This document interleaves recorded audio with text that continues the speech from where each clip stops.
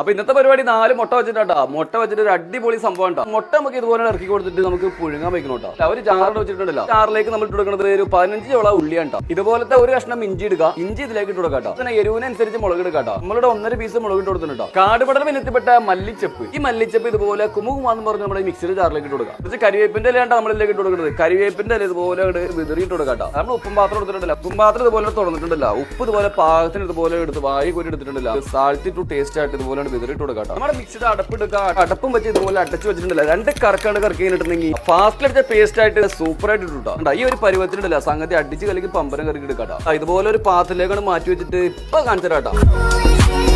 ഓ പുഴുങ്ങി വെച്ചതിന് 2 കൊടുത്തിട്ടുണ്ടല്ലോ. ഇതുപോലെ കൂട്ടി മുട്ടിക്കാട്ടോ. കൂട്ടി മുട്ടിച്ചെന്നുണ്ടെങ്കിൽ നമ്മുടെ തൊണ്ടൊക്കെ ഇതുപോലെ തുണ്ടാക്കി പൊളിച്ച് പോലെ പള്ളിലേക്ക് കളിയാട്ടോ. അപ്പൊ എഗ്ഗിനൊരു തഗ്ഗം കൊടുത്ത് എഗ്ഗ് ഒന്ന് റെഡി. അപ്പൊ നമുക്ക് മുട്ട നമുക്ക് മുറിക്കാം. ഇതുപോലെ അങ്ങോട്ട് പാതിയേക്ക് മുറിച്ചിട്ടുണ്ടല്ലോ. ഈ സംഭവം കഴിക്കാത്തവരും കഴിച്ചിട്ടുള്ളവരൊക്കെ എന്തായാലും കമന്റ് ചെയ്യുന്നുണ്ടോ. അപ്പൊ ഇനി ചെയ്യേണ്ട പരിപാടി വെച്ചിട്ടുണ്ടല്ലോ, ലേശം വെളിച്ചെണ്ണ ഇതുപോലെ എടുത്തിട്ട് ഇതുപോലെ ഒഴിച്ചു കൊടുത്തിട്ട് മിക്സ് ചെയ്യാന്നുള്ളതാ. നമ്മുടെ ചമ്മന്തി ഇതുപോലെ വാരി കോരി എടുക്കാട്ടോ. ഇതുപോലെ വെച്ചിട്ടുണ്ടല്ലോ. കടയിൽ നിന്ന് മേടിച്ച് കഴിച്ചിട്ടുണ്ടാവുള്ളൂ കേട്ടോ. ഇതിന്റെ കൂട്ടം എന്താന്നുള്ളത് പലർക്കും അറിയാൻ വേണ്ടാവില്ല കേട്ടോ. ഇതുപോലെ അങ്ങോട്ട് വാരി കോരി എടുത്തിട്ടുണ്ടല്ലോ.